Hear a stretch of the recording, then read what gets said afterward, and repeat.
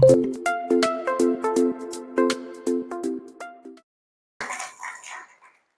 पर क्या किया दिनकर सर ने? विश्वास। कंपनी पर क्या किया? विश्वास। और प्रोडक्ट लेकर के देखे। और कितने रुपए के प्रोडक्ट लिए थे दिनकर सर? 8,000 रुपए के लिए थे, और पेमेंट नहीं था तो सर से उधार लेकर के आए थे। घर जाकर अब सुनो, ये जयपुर आए थे महेश सर और ये, तो इन्होंने कहा प्रोडक्ट दे दो। बोले पैसे हम वहां जाकर के डालेंगे, भेजेंगे। डर तो मुझे भी था, डालेगा या नहीं डालेगा, सही है। लेकिन इन्होंने अगर मुझ पर विश्वास किया तो मैंने भी इन पे क्या किया? विश्वास। इन्होंने बाद में जाकर के पैसे डाले, महोबा आने के बाद पैसे डाल दिए। मुझे यकीन नहीं था कि पैसे डाल देंगे, लेकिन इन्होंने पैसे डाल दिए। तो मैंने इन पे विश्वास किया और 8,000 रुपए के प्रोडक्ट उधार दे दिए। अगर मैं इन पे विश्वास नहीं करता, अगर मैं इन पे विश्वास नहीं करता तो काम वहीं पर खत्म हो जाता। क्यों? क्योंकि ये कहते सर पैसे नहीं है प्रोडक्ट दे दो, और मैं कहता कि नहीं सर पहले पैसे दो उसके बाद प्रोडक्ट दूंगा। तो इनका विश्वास वहीं पर टूट जाता कि यार ये आदमी सही नहीं है। जो 8,000 रुपए का भरोसा नहीं कर सकता, उसके साथ में जिंदगी नहीं लगाई जा सकती। यस और नो?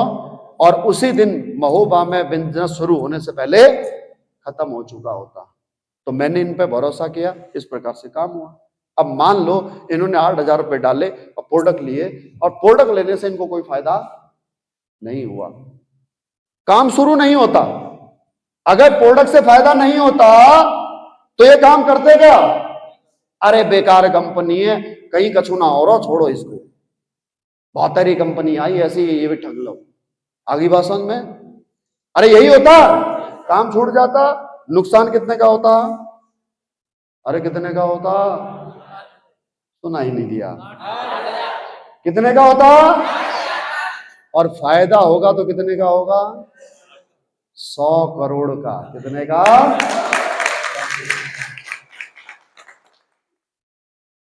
अभी तक कितना फायदा हो चुका है सर? सर 30-35 लाख तो अंदर हो गए होंगे। अरे यस और नो? बात समझ में आ रही है? तो कहां 8,000 रुपए लगाए थे और कहां 30-35 लाख रुपए अंदर हो गए? बताओ, 8,000 रुपए का रिस्क ले सकते हो? अरे ले सकते हो तो लाओ, निकालो पैसे। अब बोलोगे पैसे नहीं है, क्या बोलोगे? क्या बोलोगे? पैसे नहीं है। अरे पैसे नहीं है तो इसीलिए तो आपको बिजनेस समझाया जा रहा है कि आ जाओ, इस बीमारी को जड़ से खत्म करो, हमारे साथ काम कर लो और यहां से पैसा कमा लो। फिर जिंदगी में कभी कहने की जरूरत नहीं पड़ेगी कि पैसे नहीं। आप अगर इस बिजनेस को सिर्फ इस वजह से ज्वाइन नहीं करते हो कि आपके पास अब पैसे नहीं है, तो माय डियर फ्रेंड, आपके पास में वाकई में जिंदगी में कभी पैसे नहीं होंगे। मेरी बात का बुरा मत मानना, क्योंकि अगर आपकी आधी उम्र गुजर चुकी है और आपके पास में इस कंपनी को ज्वाइन करने के लिए 5,000, 10,000, 15,000 नहीं है, तो क्यों नहीं है? कभी ये सोचा आपने क्यों नहीं है? पहले इस सवाल का जवाब, क्योंकि आपकी जितनी इनकम है खर्चे उससे ज्यादा है। तो अब अगर पैसे नहीं है तो पैसे बढ़ाने के लिए आपको इनकम का सोर्स बढ़ाना पड़ेगा। अब इनकम का सोर्स बढ़ाने के लिए आपके पास में रास्ता क्या है? क्या आपको कोई अफसर बना सकता है नौकरी में? अरे कोई आपको डिस्ट्रिक्ट कलेक्टर लगा सकता है, कोई आईपीएस बना सकता है, कोई किसी कंपनी का जनरल मैनेजर एमडी बना सकता है जहां से 1-2 लाख रुपए इनकम आए। क्या पायलट बन सकते हो? क्या महेंद्र सिंह धोनी की तरह क्रिकेट खोल सकते हो? अच्छा, क्या आप देखो, पहला पॉइंट क्या था मेरा कि अगर आपके पास अब पैसे नहीं है तो पैसे क्यों नहीं है? क्योंकि आपकी जितनी इनकम है, जिस भी तरीके से आप पैसा कमा रहे हो, चाहे नौकरी करके कर रहे हो, चाहे खेती किसानी करके और कर रहे हो, चाहे दुकान करके कर रहे हो, तो आपकी इनकम कम है और खर्चे ज्यादा है। इस वजह से आपके पास अब पैसा नहीं है। आपके पास में जिंदगी में कभी पैसा नहीं होगा। मेरी बात का बुरा मत मानना। घर बनाओगे कर्जा लेकर के, बेटी की शादी करोगे कर्जा लेकर के। बच्चों को पढ़ाओगे कर्जा लेकर के। कोई दुख बीमार हो जाए, भगवान ना करे, अगर इलाज में ज्यादा पैसा लगा गया तो इलाज कराओगे कर्जा लेकर के। यस और नो? एक्चुअली में ये सॉल्यूशन है ही नहीं। यही हमारे दादाजी करते थे, यही हमारे पिताजी ने किया, और यही हम भी करेंगे, और आने वाले समय में यही हमारे बच्चे भी करेंगे। तो इसका समाधान क्या है? इसका समाधान कर्जा लेना नहीं है, इसका समाधान है अपनी इनकम बढ़ाना। अब इनकम बढ़े कैसे?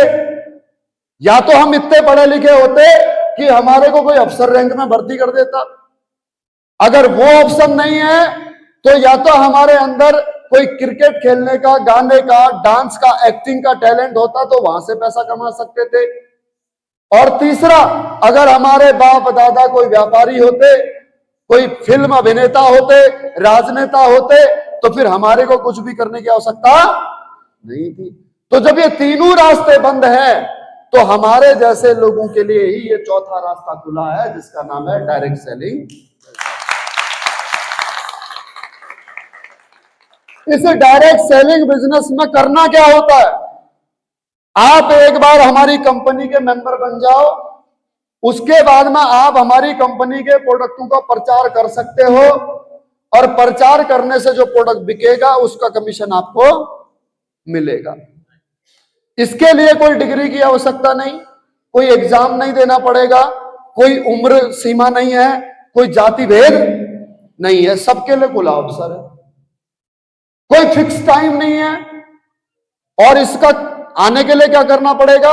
एक पैन कार्ड, एक आधार कार्ड आपको रजिस्ट्रेशन के तौर के लिए देना पड़ेगा, और उसके बाद में एक प्रोडक्ट खरीदना पड़ेगा।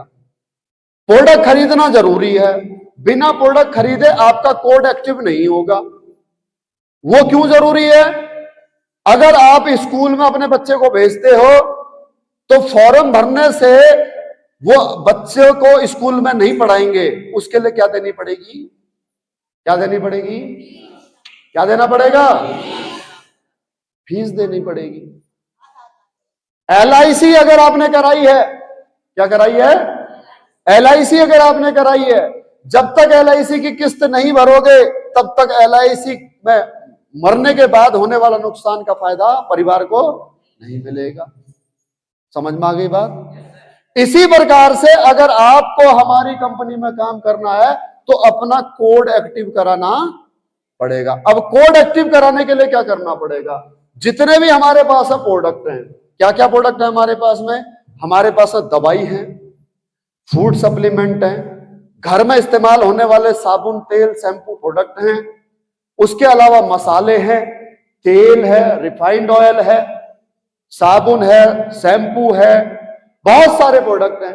जानवरों के लिए, जानवरों को भैंस या गाय का दूध में फैट की मात्रा बढ़ाने के लिए फैट बूस्टर है। जानवरों में कैल्शियम की कमी होती है तो उस कैल्शियम की पूर्ति करने के लिए हमारे पास में कैल्शियम बूस्टर है। अगर आप किसान हो तो हमारे पास में एग्रीकल्चर के लिए, आपकी फसल बढ़ाने के लिए जैविक खाद है। तो वो सामान है, 160 प्रोडक्ट है, इनमें से कुछ भी खरीद सकते हो, कोई फिक्स पैकेज नहीं है। आप में जितने प्रोडक्ट आपको यहां पर दिनकर सर ने बताए, क्या इनमें से कोई भी ऐसा प्रोडक्ट है जो आप दूसरी कंपनी का खरीदते हो? तो मैं क्या बात कर रहा था कि आपको इनमें से कोई ऐसा प्रोडक्ट नहीं लगा जो आपके घर में इस्तेमाल होता है दूसरी कंपनी का। अरे होते नहीं होते? चलो, नहीं आया समझ में तो मैं आपको याद दिलाता हूं। मैं आपसे सवाल पूछता हूं, आप जवाब देंगे। क्या आप लोग सुबह उठ करके ब्रश करते हो, मंजन करते हो? तो आप हमारा टूथपेस्ट ले सकते हो। क्या आप लोग अपनी जो कमोड सीट है उसको साफ करने के लिए किसी भी प्रकार के हार्पिक जैसे टॉयलेट क्लीनर का इस्तेमाल करते हो? वो प्रोडक्ट हमारे पास में है। तीसरा, टॉयलेट करने के बाद में हैंड वॉश से हाथ धोते हो? वो हमारे पास में है। चौथा, महिलाएं खास करके क्या फेस वॉश से मुंह धोते हो? वो हमारे पास में है। पांचवा, नहाने के लिए साबुन का इस्तेमाल होता है। कौन कौन लोग करते हैं साबुन का इस्तेमाल? नहीं नहीं, कुछ लोग हाथ खड़े नहीं कर रहे, इसलिए बदबू आ रही है मेरे को, यहां पसीने की बदबू आ रही है। बताओ कौन कौन इस्तेमाल करता है साबुन? बहुत कमीने लोग हैं कसम से।